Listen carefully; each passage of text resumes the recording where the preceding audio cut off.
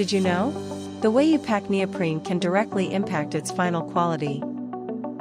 The first method is roll packing with cartons. It saves space, reduces shipping cost for small orders, and is easy to handle without a forklift.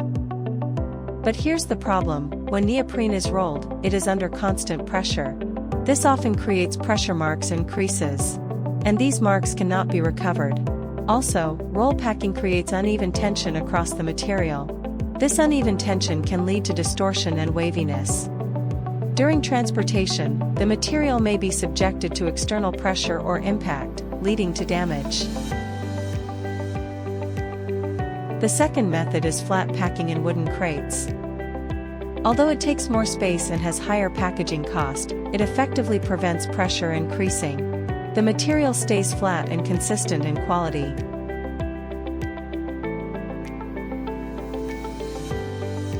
In short, roll packing saves costs, but comes with risks. Flat packing better protects rubber foam materials. If product quality matters, flat packing in crates is the better choice for neoprene. Avoid irreversible damage, choose the right packaging from the start.